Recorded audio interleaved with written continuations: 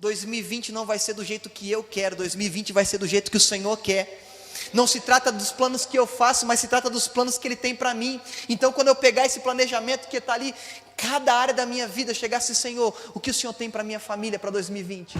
Leva o nosso fardo, pecados também. Ele triunfou, sim, Ele triunfou. Estaremos firmes, sem temor algum. Jesus está aqui.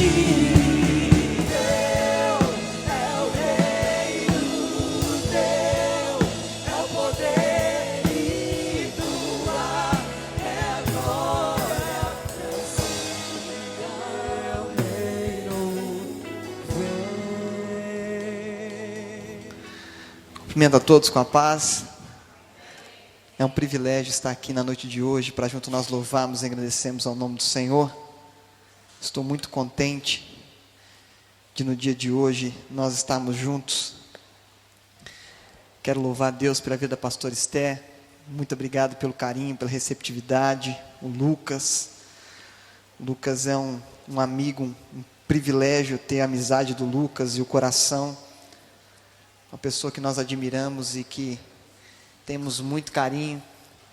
O pessoal está lembrando até hoje aquele retiro que nós tivemos juntos ali, lá em Suzano. E é muito bom a gente estar junto com pessoas que compartilham o mesmo coração e compartilham a mesma fé e tem o mesmo entendimento, né? E é bom estarmos aqui.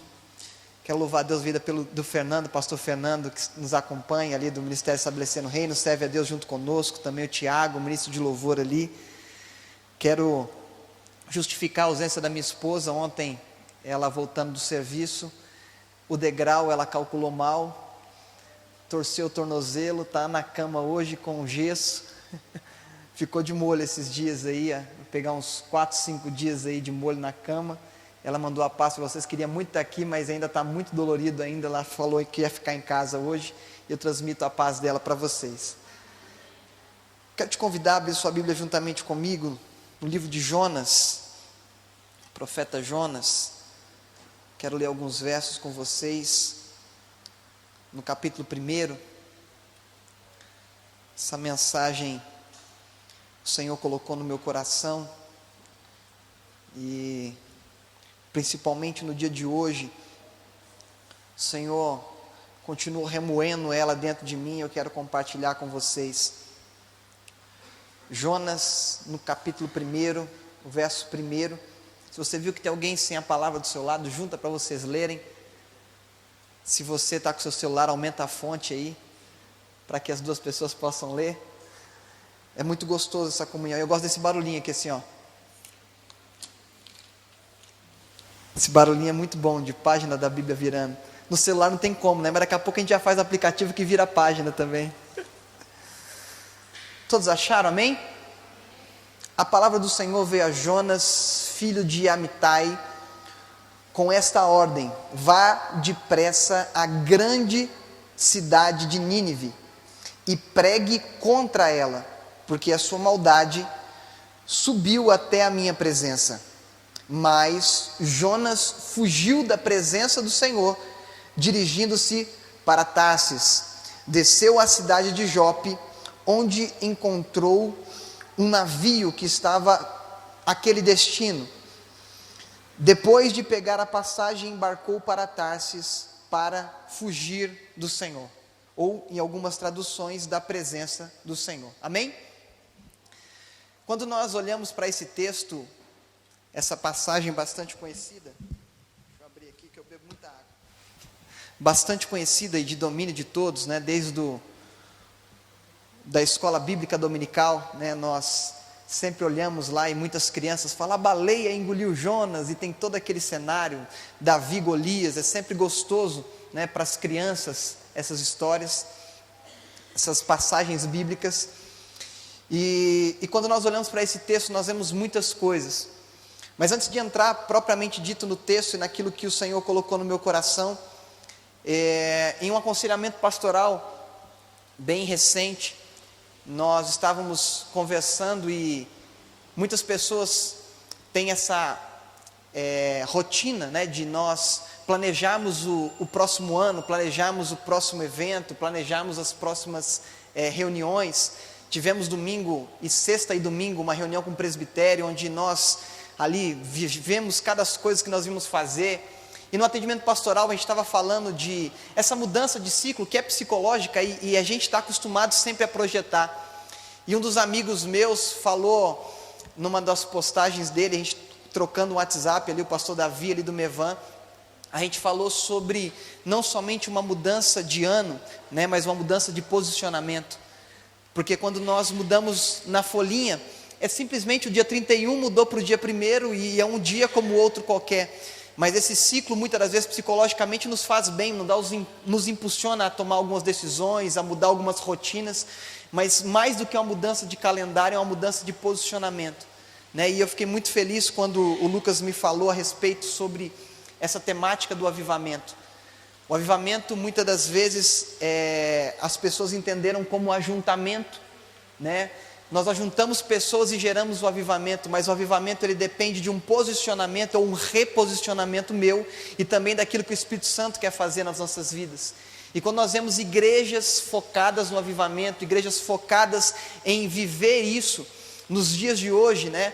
E não somente com uma data marcada, mas com um propósito anual, como está aqui disposto recebi ali, fiquei muito feliz, já recebi um planejamento de 2020 ali. A organização, como eu sou da área de comunicação visual, eu fico apaixonado com riqueza de detalhes, isso mostra uma igreja preocupada. E o avivamento ele não requer somente a parte do Espírito Santo, porque o Espírito Santo quer nos avivar, o Espírito Santo quer nos reposicionar, mas requer de nós uma saída da inércia para que ele se mova em nós e através de nós. Todo o avivamento que nós vemos durante toda a trajetória da humanidade, ele não somente promoveu um poder espiritual, mas ele promoveu escolas, ele promoveu universidades, ele promoveu um bem-estar para a sociedade a partir da igreja. A igreja avivada, ela não fica somente reunida em um lugar, mas ela começa a expandir e a vivenciar a experiência do outro, se colocar no lugar do outro. Então as faculdades que foram geradas pelo avivamento em Gales, nós vemos os Estados Unidos ali com Parham, com William Seymour, e todo o avivamento ele vem de dentro para fora. Depois que eu sou cheio do poder do Espírito Santo, eu começo a me reposicionar e eu começo a me colocar no lugar do outro. E quando o Senhor, na noite em que eu estava ali orando ao Senhor, falando sobre esse evento, sobre esse dia, o Senhor falou comigo sobre esse texto e eu queria muito assimilar com vocês. Eu sou um pouco metódico, né? Eu gosto de passo a passo. E quando nós olhamos, o Senhor ele chama um homem que nós vamos olhar para a estrutura dele, não é um profeta comum, não é um Jeremias que é acostumado a chorar, escrever um livro sobre as lamentações do que ele estava vivendo. Não é um profeta como Ezequiel, que estava ali com o povo no cativeiro da Babilônia, localmente na Babilônia. Não é um Daniel que estava num palácio e começa a ver coisas do futuro, muito além do tempo presente que ele estava vivendo. E é um profeta que tem uma personalidade completamente diferente dos outros profetas. É um profeta que Deus chama ele e fala assim: eu quero que você vá contra uma nação, pregar uma palavra que é contra ela, pregar uma palavra que não é boa de se ouvir. Eu quero que você vá até lá. Quando ele recebe esse desafio, quando ele recebe essa oportunidade de ser porta-voz, porque profeta é porta-voz, ele pega o caminho oposto ao lugar geográfico que ele foi chamado. Nós vamos ver que há um destino que era Nínive, e ele parte para um destino oposto, que é Tarsis. E muitas das vezes em nossa vida, nós recebemos uma diretiva de Deus, um posicionamento, um propósito para nós seguirmos. E o Senhor fala conosco que nem sempre aquilo que o Senhor vai ter para nós é realmente aquilo que nós queremos. Eu recordo que quando eu tinha aproximadamente 12 para 13 anos de idade, eu sempre quis ter, aqui eu acho que vocês vão rir, eu sempre quis ter uma banda de rock gospel. Sempre, comecei a tocar com 11 anos, e quando eu vi o baterista aqui, que é quase do meu tamanho, mas não tem a minha idade, né? Já estou fazendo 32, eu fiquei e lembrei da minha infância, lembrei de quando eu comecei a tocar. Eu sou pequeno, né? Isso é fato, não precisa nem de eu falar, né? Que nem Mefibosete falar que era aleijado, eu sou pequeno, né? E nunca fui muito diferente dessa estatura. E meu sonho era tocar, sempre toco até hoje, mas ter uma banda de rock gospel. Então, era Oficina G3, Resgate, Cates Barneia, ouvindo, e sem contar as referências internacionais.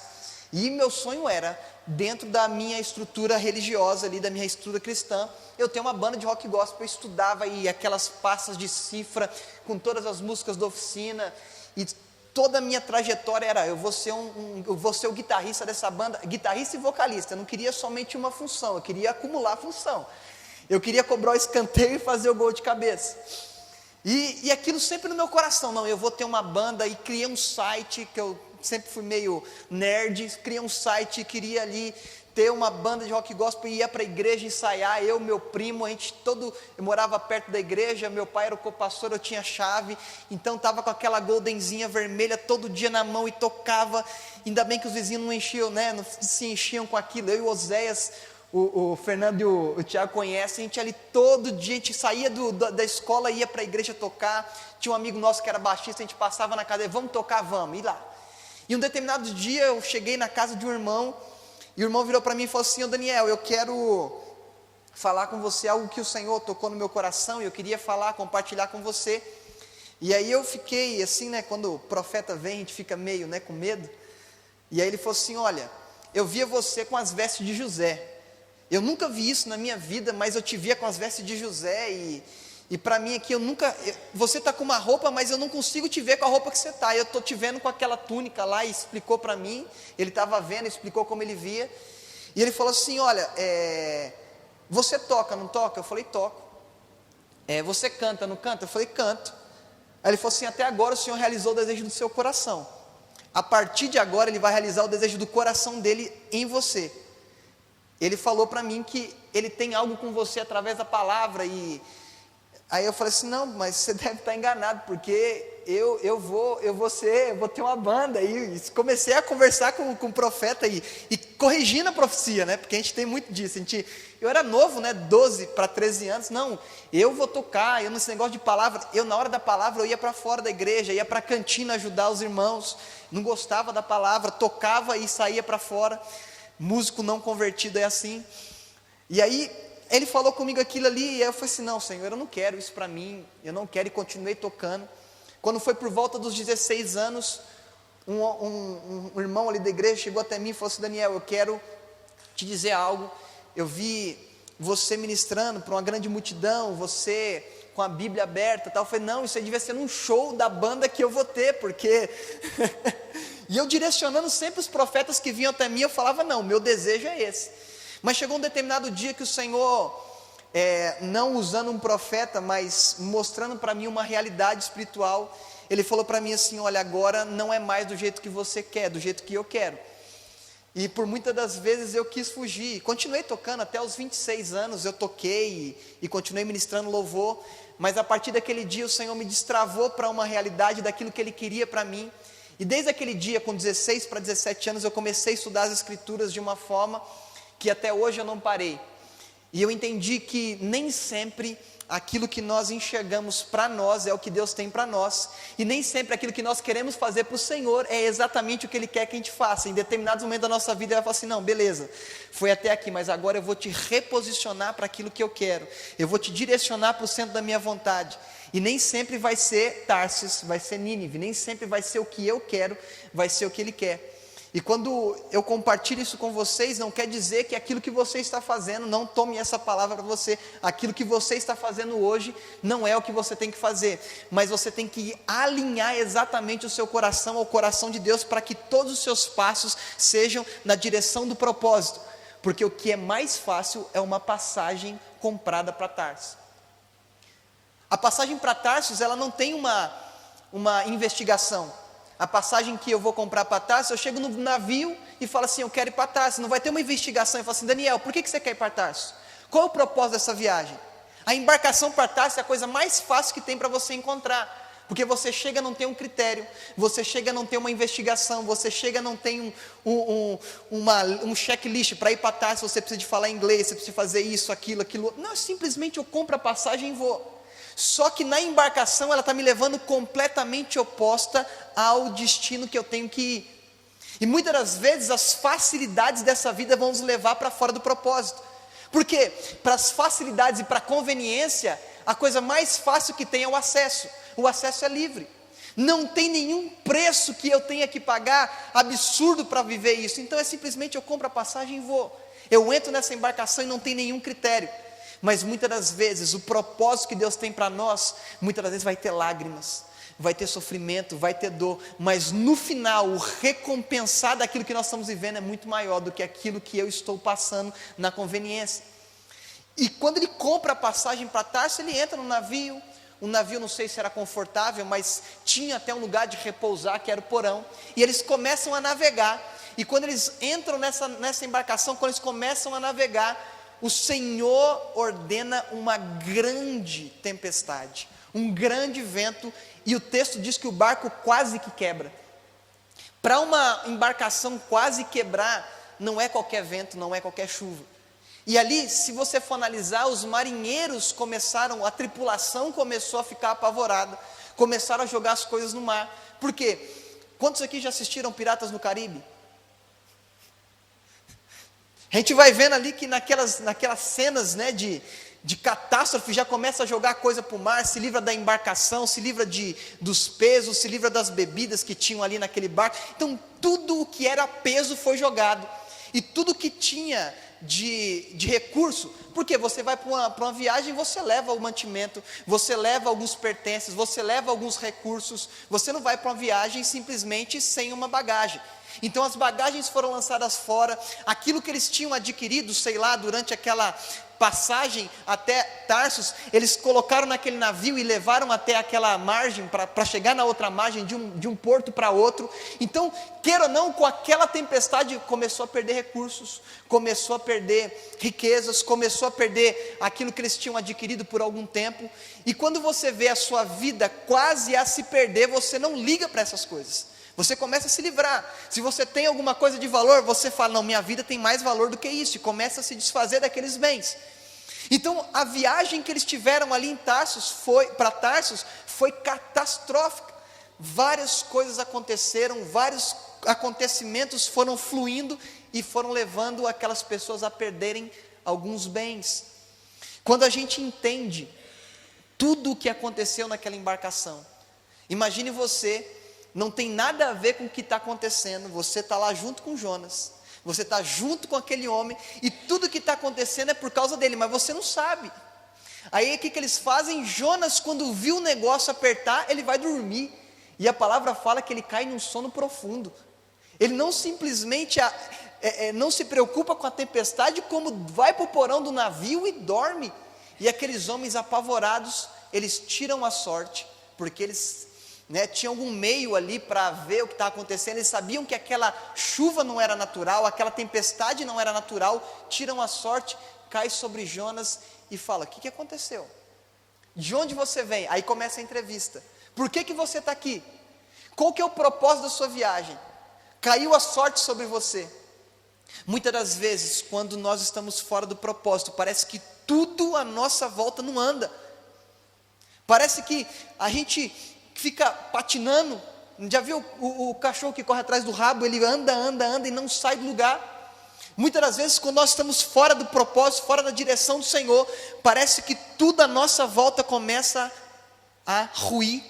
O Senhor, Ele propicia alguns momentos à nossa volta para nos mostrar que precisa de um realinhamento, que precisa de um reposicionamento. Ele começa a mexer o entorno, e cai a sorte sobre Jonas.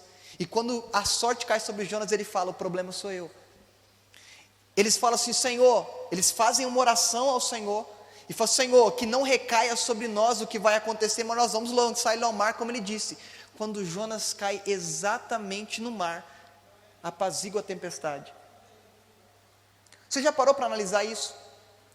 Quando cai Jonas no mar, apazigua a tempestade. Aqueles homens que estavam no barco fazem um voto ao Senhor, de o servir por conta do que aconteceu, fazem votos ao Senhor, oram ao Senhor. A partir do momento que Jonas cai no mar, se livra daquilo que não estava de acordo na vida daqueles homens. Jonas na vida dos homens fez mal, mas a ausência de Jonas na vida daqueles homens fez bem. Apaziguou a tempestade, perdeu o recurso, mas a partir de agora a bonança veio e eu estou voltando à minha rotina. Vão ter pessoas na nossa vida que vão estar na nossa vida e nós vamos ter que ser a estratégia de Deus para que eles alcancem a promessa, mas muitas das vezes o Senhor vai nos afastar, vai nos tirar. E quando Jonas cai no mar, a palavra fala que o Senhor prepara um grande peixe, e quando esse grande peixe engole Jonas, ele faz uma oração dentro do ventre, e dentro do ventre ele assume, ele se reposiciona. Dentro de um ventre de um peixe, não sei se era uma baleia, não sei a estrutura, ele se reposiciona.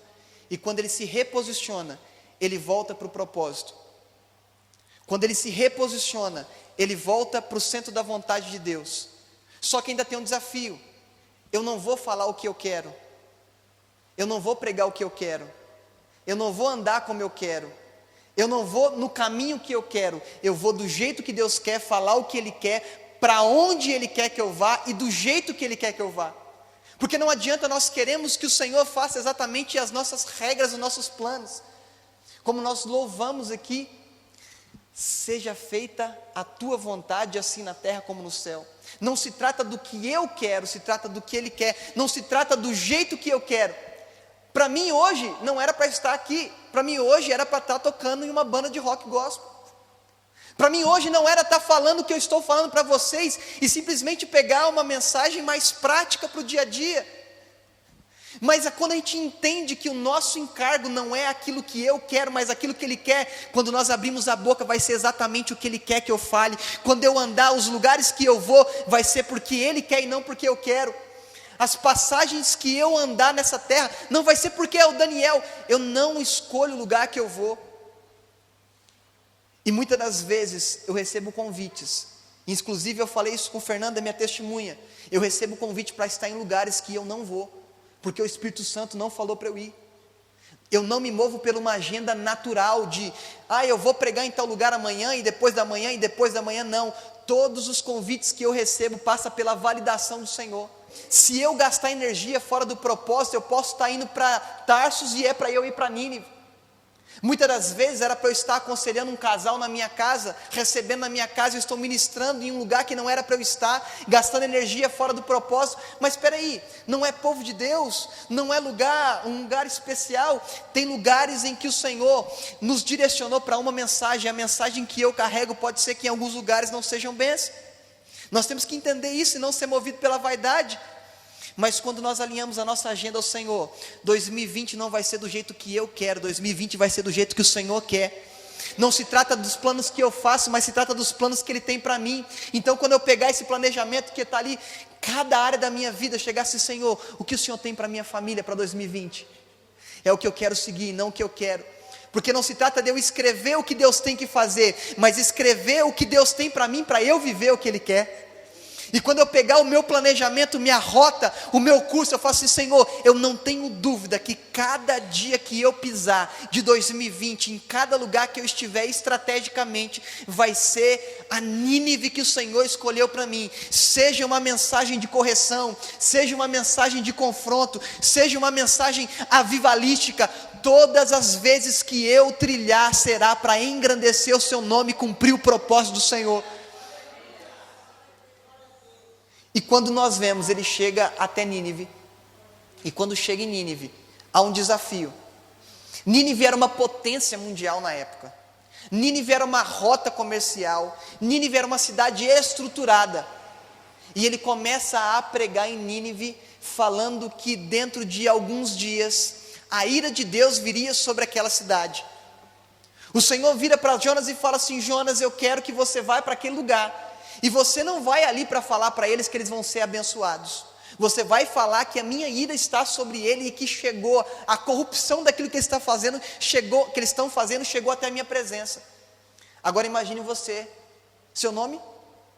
Diego. Diego chega em Nínive. Agora Diego, você vai ter que chegar em Nínive. Vamos pegar São Miguel aqui, que porque São Miguel, né?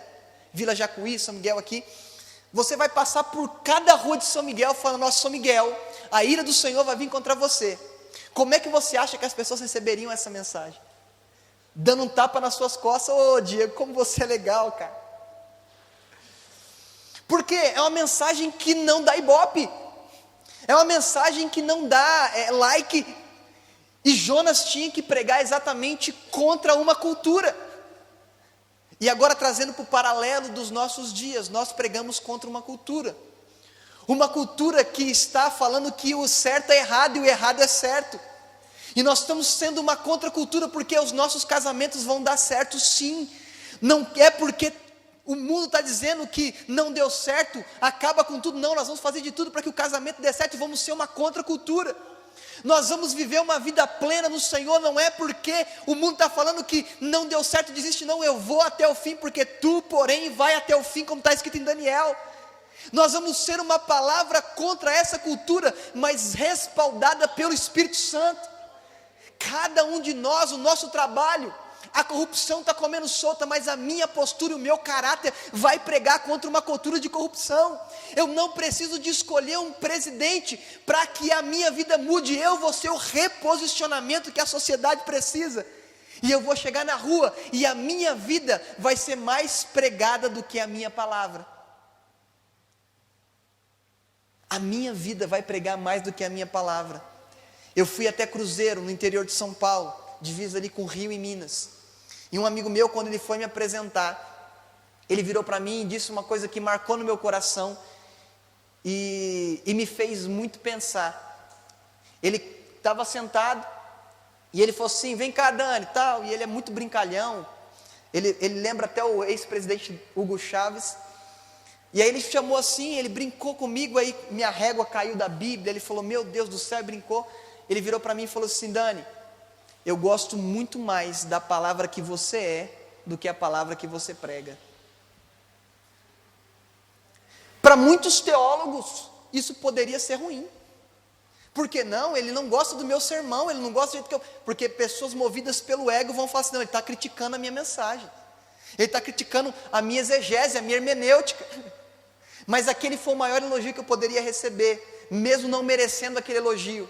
Porque ele conseguiu ver muito mais vida na minha palavra vivida do que na minha palavra falada. E isso tem que ser o nosso reflexo. Na sociedade, o que eu vivo tem que ser muito mais do que o que eu prego. Porque muitas pessoas vão estudar a minha vida e não as Escrituras. E o reflexo da nossa contracultura, chegando em uma localidade, e as pessoas vão olhar e falar assim, cara, como é diferente o Diego. O jeito que ele dá bom dia, eu fico até feliz do jeito que ele fala bom dia. O jeito com que ele me abraça é diferente. Isso não é o que ele prega, é o que ele vive. E quando nós começamos a olharmos para as Escrituras e não queremos decorar textos para dizer, olha, eu conheço as Escrituras de Gênesis e Apocalipse, mas começamos a viver tudo aquilo que nós temos sido ensinado, a diferença vai acontecer na sociedade, porque nós vamos manifestar Cristo de dentro para fora e não de fora para dentro. E quando nós entendemos isso, nós vamos ver que todos os aspectos da sociedade vão ser influenciados por nós. Quando ele começa a pregar, as pessoas começam a se arrepender. As pessoas começam a arrancar as suas vestes e se vestir de saco e jogar cinza sobre as suas cabeças. Todas as vezes que você vê essa expressão em pano de saco e cinza, refere-se a uma humilhação que a pessoa submete para levá-lo a um arrependimento de alguma coisa que ele está fazendo. Então o que a nação de Nínive, que não era uma nação que estava sob o domínio do Senhor, não tinha o Deus de Israel como seu Senhor, mas quando a palavra do Senhor veio a Nínive, através de Jonas, eles começaram a se humilhar e se arrepender dos seus maus caminhos, e cada um foi contagiando o outro, e as pessoas de Nínive foram aumentando o nível de humilhação, de arrependimento, até chegou o ponto de quem? Do rei, do pequeno ao maior, da hierarquia mais básica da sociedade até o que dominava aquela nação, que era o rei de Nínive. Quando chega até o rei ouve as palavras. Qual que é o posicionamento de muitos homens quando vem uma palavra para arrependimento? Eu sou o rei, eu mando aqui. Quem é esse homem? Acabe, rei de Israel, era assim. Eu não gosto daquele profeta não, porque ele profetiza coisas que eu não gosto de ouvir. Eu sou o rei de Israel, não vou ouvir, não vou dar ouvidos a ele. Mas o rei se volta para o Senhor. O rei abre mão das suas vestes, abre mão da sua visibilidade, porque imagine-se um rei tirando as vestes reais, tirando a sua coroa, se vestindo de saco, que era um pano humilde, colocando cinzas ao invés da sua coroa sobre a cabeça e declarando que ele estava fora, que ele estava desalinhado e que ele queria um reposicionamento. E o que acontece? O Senhor muda a sentença para toda uma cidade, mais de 100 mil pessoas sendo arrependidas. A palavra avivamento significa tornar mais vivo. O que aconteceu? O avivamento, vamos dizer aqui, trazendo para essa rotina de Nínive, o avivamento que aconteceu não foi um poder sobrenatural do Espírito Santo para que as pessoas falassem outras línguas nesse momento. O poder do Espírito Santo foi através de uma mensagem levando pessoas a arrepender-se, a humilhar-se e se voltar ao Senhor.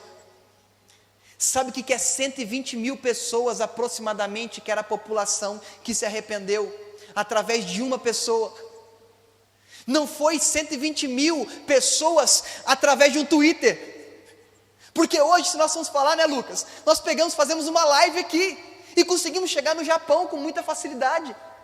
Em nações que nós não conseguiríamos colocar a planta dos nossos pés pela condição financeira. Mas através de um vídeo na internet nós alcançamos uma nação. Foram 120 mil pessoas através de uma palavra pregada boca a boca, de esquina em esquina nas cidades. O que João Batista fez? Arrependei-vos porque é chegado o reino de Deus. Arrependei-vos porque é chegado o reino de Deus.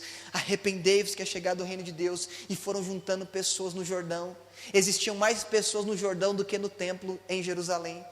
Existiam mais pessoas ouvindo um homem no deserto, no calor de mais de 40 graus, um homem que não tinha uma linguagem boa e bonita de se ouvir, uma pessoa que tinha uma mensagem dura, mas uma pessoa que estava trazendo as pessoas ao arrependimento. E quando nós vemos na Escritura arrependimento, é a mesma raiz da palavra metanoia, é uma mudança de mente. O que João Batista fala assim? Mudem as suas mentes, porque é chegado o reino de Deus.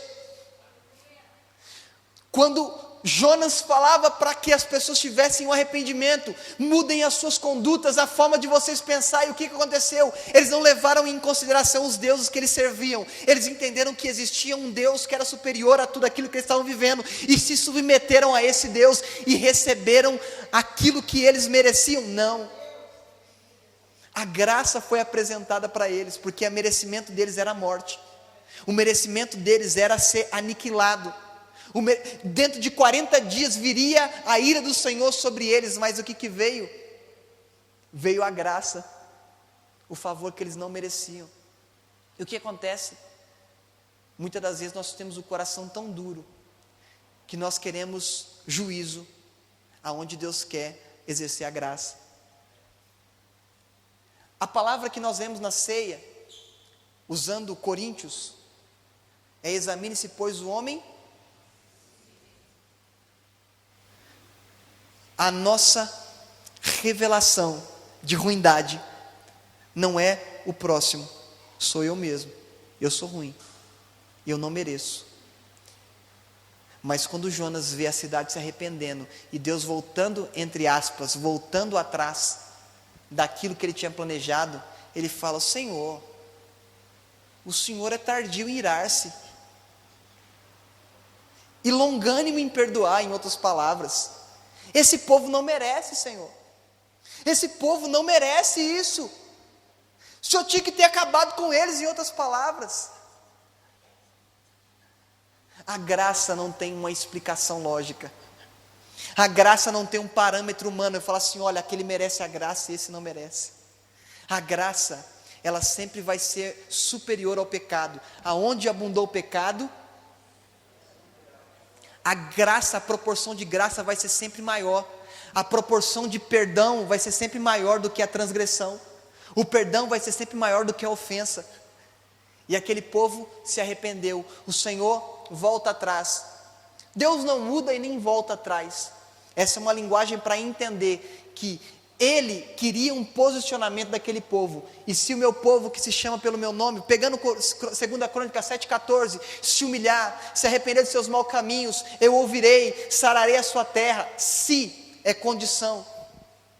Se eu me humilhar, se eu me arrepender, o que aconteceu com Nínive? Se humilhou, se arrependeu, eu ouvirei. E o Senhor ouviu. Não era o povo de Israel, mas era uma nação que se colocou na posição que muitas das vezes Israel não teve. E muitas das vezes nós vamos ver pessoas que não estão na nossa comunidade cristã, entendendo coisas que nós não entendemos ainda. E nós falamos, mas como é que pode? Mas como é que pode? Eu estou há tantos anos, eu já fiz tanto para o Senhor, e aquele chegou ontem, eis isso, eis aquilo, e já... Não se trata do que eu mereço ou do que ele merece, se trata do favor de Deus sobre as nossas vidas. E aí ele fica nervoso, Jonas volta para sua tenda, fica nervoso, um sol escaldante, e o Senhor faz crescer uma aboboreira sobre ele para dar sombra naquele calor do deserto. Ele fica feliz demais. Deus me exaltou, Deus me prosperou. Um ar-condicionado no meio do deserto, a aboboreira. Deus permite a aboboreira. E no dia seguinte, Deus permite um verme na borboreira para consumir ela secar e morrer. Ele fica irado. Deus vira para Jonas e fala assim: 120 pessoas são menos importantes do que uma borboreira? 120 pessoas são menos importantes do que essa borboreira que hoje nasce e amanhã morre? Trouxe uma reflexão. 120 mil pessoas são menos importantes do que algo que te produz sombra somente por um período de um dia. Eu sou muito maior do que uma borboreira. E o interessante é que o livro de Jonas não termina com a resposta de Jonas para Deus.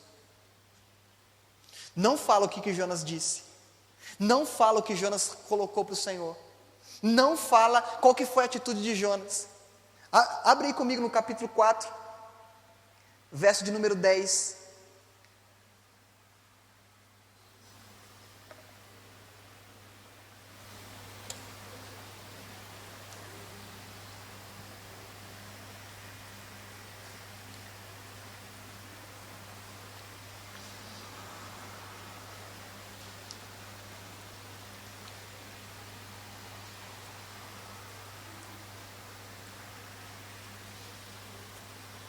Verso de número 10 diz assim: mas o Senhor lhe disse: você tem mais pena dessa planta, embora não tenha podado, nem tenha feito crescer.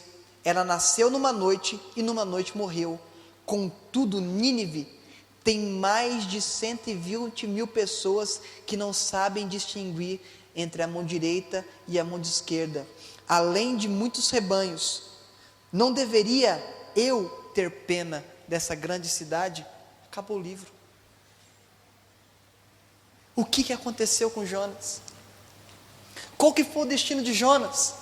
Será que no Globo Repórter nós vamos ter a vida de Jonas, o que aconteceu, onde vive, onde mora? Não vai ter.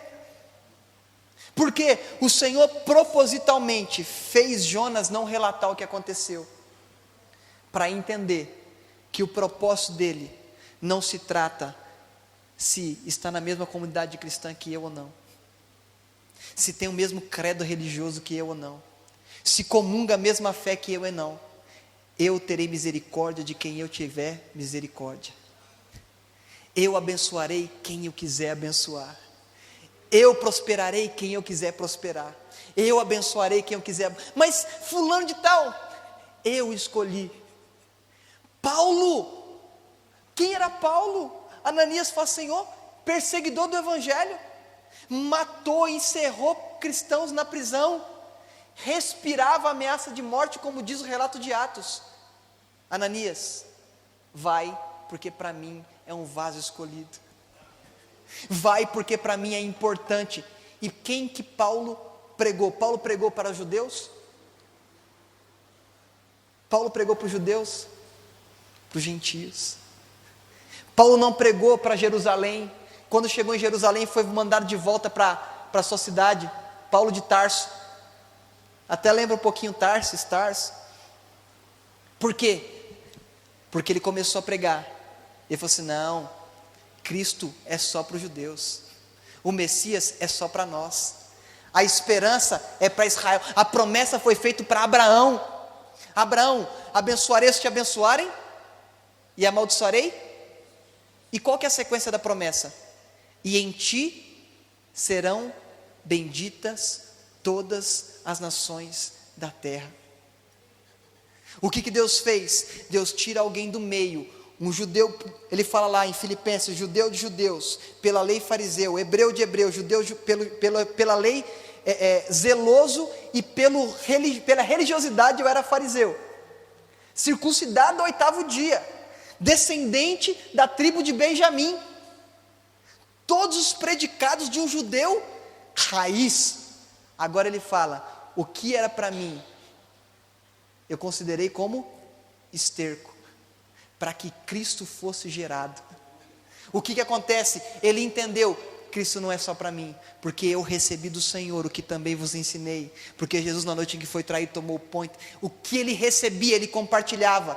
Ele não falou assim: não, Deus é só para mim. O sentimento de Jonas: não pode, essa nação não merece. O que Paulo fez? Ele se gastou e se deixou gastar pela causa do Evangelho. Ele andou o mundo nos padrões daquela época quase que inteiro, para levar Cristo até as pessoas, porque ele entendeu: em ti serão benditas todas as nações da terra, e tudo que eu fizer ainda é pouco pelo muito que ele fez na cruz do Calvário por mim. Eu vou me gastar e deixar gastar pela causa do Evangelho.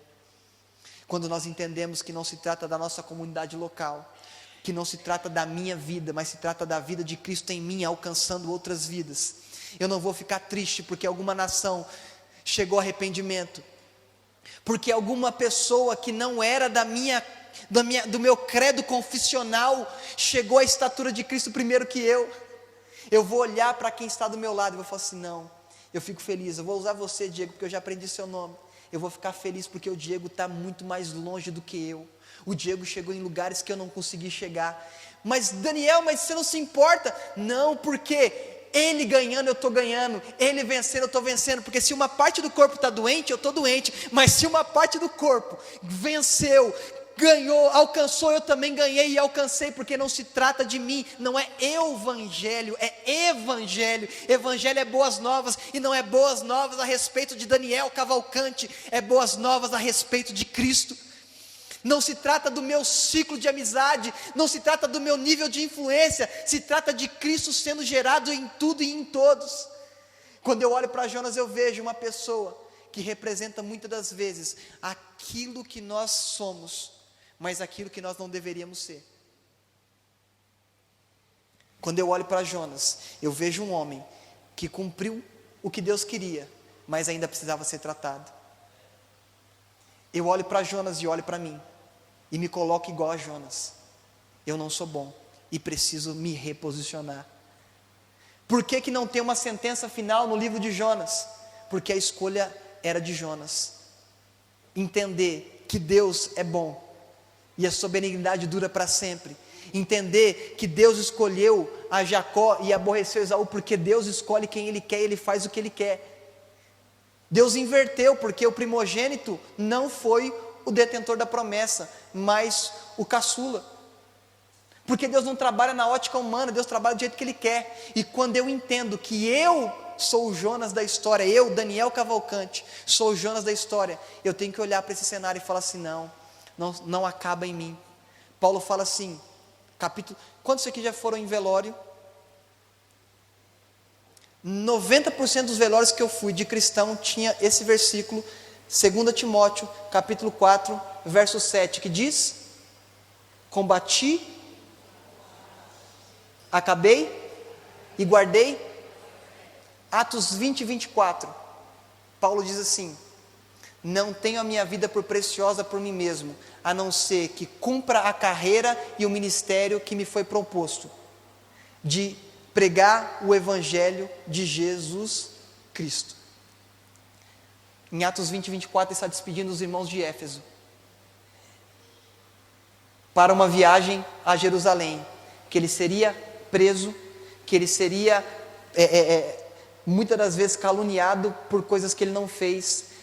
Voltou, foi preso em Roma. Ele está escrevendo a carta de 2 Timóteo nos seus últimos dias, numa prisão domiciliar em Roma. Em 20 e 24 de Atos ele fala assim: não tenho a minha vida por preciosa, ou seja, a minha vida não tem valor, a não ser que ela só tem valor quando eu anunciar o Evangelho de Cristo, cumprir o ministério que me foi proposto, o ministério e a carreira que me foi proposta. Aí quando Paulo está prestes a morrer, ele não fala de ministério, ele fala: combati o bom combate, acabei o ministério, acabei e guardei carreira. O que seria a minha carreira? Hoje, não carreira no sentido glamurioso de fama, né, que a gente fala de carreira, a carreira da banda tal, carreira vitoriosa, jogador tal, carreira boa. Não se trata de glamour. Carreira são os lugares onde eu passei. Então, qual que foi a carreira que me foi proposta? Hoje eu estou aqui, na Vila Jacuí, na Igreja Ebenezer. Essa foi a carreira que me foi proposta para o dia de hoje. Então, eu cumpri a carreira que me foi proposta. Se eu morresse amanhã, eu falo assim: olha, cumpri a carreira que me foi proposta. Eu estive no último lugar que o Senhor queria que eu estivesse no dia anterior.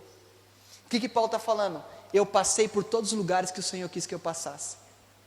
Eu fui em cada um dos lugares que Ele quis que eu estivesse. Eu me movi de acordo com a vontade dEle. Acabei a carreira. Esse foi o último lugar que Deus queria que eu estivesse. Ele não falou: acabei o ministério. Porque o ministério não acaba em mim. O Evangelho não para em mim. O meu ministério é o quê? Pregar o Evangelho. Se eu não pregar, não vai ter outra pessoa quando eu morrer. Paulo parou, a gente continuou. O ministério não para em mim. O ministério, ele é passageiro. A carreira, ela tem o ponto final, porque você tem um dia de nascer, um dia de morrer. A sua carreira vai acabar. A minha carreira vai acabar. Mas com tudo isso, eu vou ter a convicção, eu tenho certeza, isso eu falo com convicção: se eu morrer amanhã, eu estive exatamente onde Deus queria que eu estivesse. Eu vivi exatamente o que Cristo quis que eu vivesse. Eu cumpri o propósito. Errei demais, falhei demais, fui egoísta demais, mas em todo esse processo o Senhor foi me aperfeiçoando, me moldando para que eu fosse exatamente o que Ele quisesse. Diz que todas as coisas, Romanos 8, 28, todas as coisas juntamente contribuem para até o que dá errado na sua vida vai contribuir para o seu bem.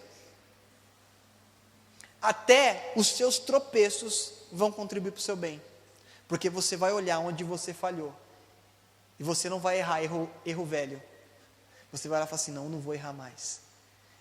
Você vai olhar e falar assim: poxa vida, quebrei a minha cara, fui fora do propósito, mas reconheci que Tarsus foi uma fuga do propósito, mas entendi que meu objetivo é ir para Nínive, mesmo que em Nínive eu não faça exatamente o que eu gostaria de fazer, mas em Nínive eu vou cumprir exatamente o que Deus queria que eu fizesse.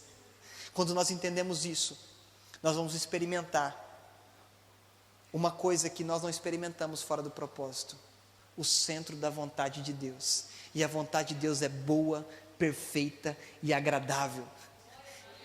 Sabe o que é gostoso? É você deitar sua cabeça no travesseiro e você entender que se você morrer é lucro, e que se você viver é Cristo. Então quando você deitar na sua cabeça no travesseiro hoje, se você fechar o olho e você morrer, sabe o que é lucro? Paulo dizia que era lucro, porque se ele morresse, quem que ele ia ver? E se ele viver, quem que ele vai ver? Tudo para Paulo era Cristo. Se nós fecharmos nossos olhos hoje e formos para a eternidade, é um lucro maravilhoso, que eu não vou ter que mais experimentar as dores desse mundo. Eu estarei com Ele na eternidade, então é lucro para mim. E enquanto eu viver aqui, é Cristo. Então se eu fechar os olhos, eu cumpri a carreira que me foi proposta. E não perdi o principal, que é a fé. A fé é o quê? É o firme fundamento. É como se aqui eu pisasse e tivesse firme, mesmo que não tivesse um fundamento, mas pela fé eu acreditaria que estava firme. É Pedro descendo do barco, água firme, e a água não é firme, e ele firmou os pés. Caiu, mas se eu fosse Pedro, e alguém falasse: nossa Pedro, você afundou. Afundei, mas na história só 2 homens andou por cima das águas, um foi Jesus, o outro foi eu. Quando olharem para você e falarem assim, você fracassou em algum momento, fracassei, errei, falhei, mas eu estou seguindo para o alvo. Eu não sou perfeito, mas vou buscar a perfeição. Eu não sou santo, mas me torno santo através de Cristo, me santificando dia após dia através do seu Espírito Santo. Quando olharem para mim e apontarem os meus defeitos, eu falo assim, bacana, sou isso tudo que você está falando, mas tem alguém em mim que está me aperfeiçoando para ser exatamente o que Ele quer.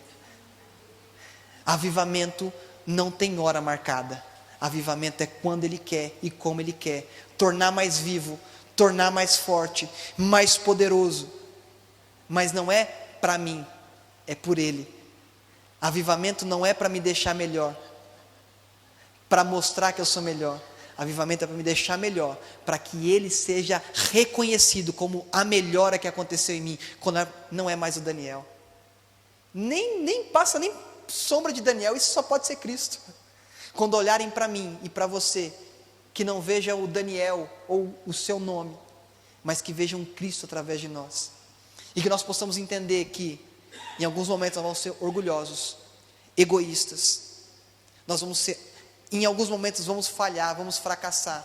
Mas olharmos para tudo isso e falar assim, Senhor, me ajuda. Que até Paulo falou assim, o bem que eu quero fazer, eu não faço. E o mal que eu não quero, constantemente eu faço. Quem me livrará do corpo dessa morte? Paulo pede, Senhor, afasta de mim esse espinho.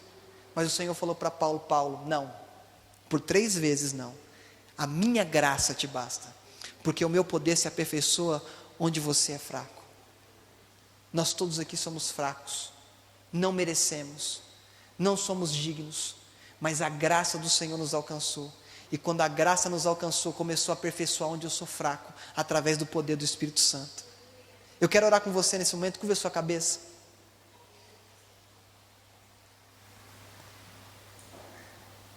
Eu queria que você se desconectasse de tudo que te distrai. E eu queria que você fechasse o olho, não de forma religiosa, porque o pastor está pedindo, porque o pregador está pedindo, mas porque quando eu estou com os olhos fechados, eu não reparo quem está à minha volta. Quando eu estou com os olhos fechados, eu não vejo se tem alguma movimentação na igreja. Mas eu queria orar com você nesse momento, não para garantir que você vai ter um ano abençoado, porque eu não posso garantir isso. Mas eu quero orar com você, para que você seja reposicionado. Se você já está alinhado ao propósito, que você consiga forças para continuar. Se você precisa de um reposicionamento para continuar, que o Senhor nesse momento comece a te mostrar o que você precisa se livrar. Se você estava a caminho de Tarsus, que Ele te realinhe para Nínive. Se você estivesse indo distante do propósito, que Ele possa te trazer para o propósito agora. Senhor, os teus filhos estão aqui. Eu tenho certeza que nesses dias que se iniciaram, Pai, nesse ano, cada ministração, cada palavra foi levando para um norte, Senhor. Cada ministração, ó Pai, foi admoestando o teu povo para um princípio, para um propósito, Senhor. Senhor, eu te peço humildemente como teu filho, Senhor, não me isentando, Senhor, mas me colocando juntamente com essa igreja, Senhor, que nós sejamos reposicionados se estivermos saindo fora do caminho. Como um Pai amoroso, Senhor, com cordas de amor, o Senhor nos amarre e nos traga para dentro do centro da tua vontade, Senhor. Senhor, nos mostre se nós estamos fora daquilo que o Senhor quer para nós. E se já estivermos no caminho correto, Senhor, nos dê força, graça, para que nós possamos continuar a carreira que nos foi proposta, Senhor. Que nós possamos falar exatamente o que o Senhor quer que nós falemos. Que nós possamos ir em lugares estratégicos para que o Seu nome seja engrandecido, Pai. Que nós possamos falar com pessoas exatamente aquilo que o Senhor quer que nós falemos. Que o nosso abraço, ó Pai, seja um abraço que possa transmitir o amor de Deus. Que o nosso bom dia possa mudar o ambiente no escritório. Que a nossa vida possa mudar a atmosfera dentro da nossa casa. Que a nossa vida possa mudar a atmosfera na nossa família. E que vidas possam ser conduzidas a Ti, através da minha vida e não somente através da nossa pregação, ó Pai. Que nós possamos aproveitar esse ciclo que se encerrou em 2019 e aproveitar que temos um novo ciclo agora em 2020 para nos reorganizar, para nos reposicionar, para nos alinharmos ao propósito eterno do que o Senhor tem para nós, ó Pai. Que não desviemos nem para a direita, nem para a esquerda, mas que prossigamos para o alvo pela soberana vocação de Cristo em nós. E não que sejamos perfeitos ou que tenhamos alcançado tudo, mas vamos fazer igual Paulo disse aos Filipenses: uma coisa nós queremos fazer, e é que esquecendo-me das coisas que para trás fica, e prosseguindo que estão diante de mim, prossigamos para o alvo, Senhor. Prossigamos para o alvo. Senhor, nos aperfeiçoa. Como um vaso na mão do oleiro nos molda, e o vaso na mão do oleiro é moldado de dentro para fora e não de fora para dentro. A mão que dá o formato não é a que está fora, é a que está dentro. Que nós sejamos realinhados de dentro para fora, que não seja uma mudança somente de comportamento, mas que seja uma mudança de coração, que não seja uma mudança de estado, mas uma mudança de natureza, para a glória e honra do Senhor Jesus. Amém? Antes de devolver o microfone, eu só queria te falar uma coisa. Quando eu estava orando aqui, o Senhor me trouxe a lembrança e a memória a algo. O primeiro milagre que o Senhor realizou em Caná da Galileia foi numa boda de casamento, uma festa de casamento. O que Ele transformou? Água em? Quais são os 3 estágios da água? Líquido, sólido. Isso são os 3 estados da água: líquido, sólido e gasoso. Jesus mudou o estado da água.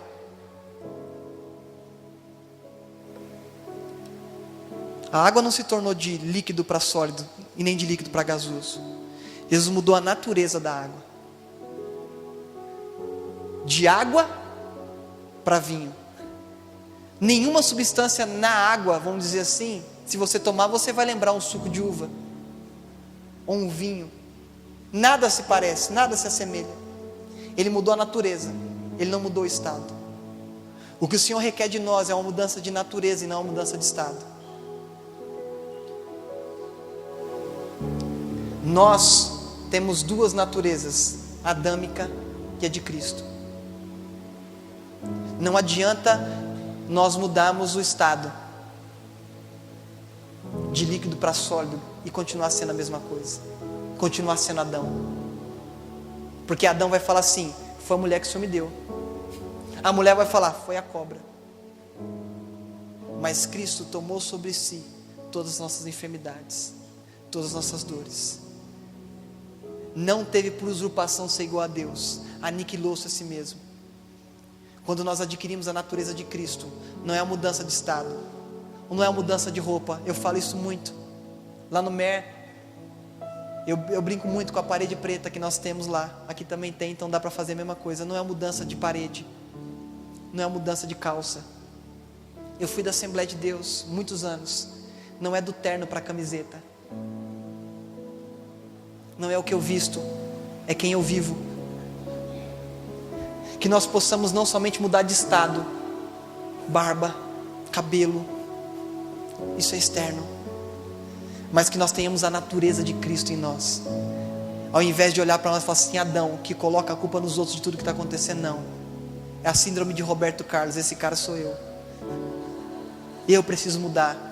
Aquele hino antigo que nós cantamos: renova-me, porque tudo que há dentro de mim necessita ser mudado, não dentro do próximo. A natureza de Cristo, Ele não tem usurpação por usurpação ser igual a Deus. Ele não ficou: eu sou igual a Deus. Ele mostrou Deus, Ele mostrou o Pai. Nós não vamos ficar nos orgulhando. Nós vamos trazer para a nação, para o bairro, para a sociedade, Cristo em nós, a esperança da glória. O Cristo em nós vai falar assim: não, eu quero a glória. Cristo em nós, eu quero a glória. Expectativa da glória. Olhar para a senhora com esse sorriso e falar assim: eu quero a eternidade por causa daquela irmã com um sorriso nos lábios. Eu quero ser igual aquele irmão que falou aqui sobre a oferta e falou assim: não venha ofertar triste, mas venha ofertar com alegria, porque a alegria do Senhor é a nossa força e não a nossa alegria. Você pode estar triste, mas a sua natureza não é Adão. Então mesmo triste, a alegria do Senhor é a sua força. Que quando olharem para nós, não vejam uma mudança de status social, não vejam uma mudança de estado civil, mas vejam uma mudança de natureza. E fala assim: não, era solteiro e é casado, só mudou o estado, mas continua não sendo homem, não adianta nada. Mas quando muda a natureza, solteiro, casado, mesmo mudando o estado civil, continua sendo um homem de Deus, uma mulher de Deus. Que nós possamos refletir. Deus não quer uma mudança de aparência, porque muitas das vezes nós mudamos, nos movemos de acordo com uma liturgia de culto. Levanta a mão, abaixa a mão, glorifica o Senhor, glorifica o Senhor. Eu mudo o comportamento, mas no meu coração não queria fazer aquilo. Mas quando há uma mudança de natureza, eu não preciso de pedir para levantar a mão, eu já estou levantando a mão rendido ao Senhor. Eu não preciso de dizer que alguém, glorifica o Senhor, igreja, pregador, não, eu não preciso disso. Eu não preciso te motivar a fazer o que você precisa precisa entender no seu coração que você precisa glorificá-lo, e não porque um glória a Deus não quer dizer que você está glorificando a Ele. Muitas das vezes com a boca calada você está glorificando a Ele, muito mais do que com palavras, porque o seu coração está rendido a Ele. Não se trata do que eu falo, se trata do que eu vivo, é uma nova natureza. E como já fez o fundo aqui, e eu sou muito musical, eu quero louvar com você. Renova-me, Senhor Jesus, já não quero ser igual. Renova-me, Senhor Jesus, põe em mim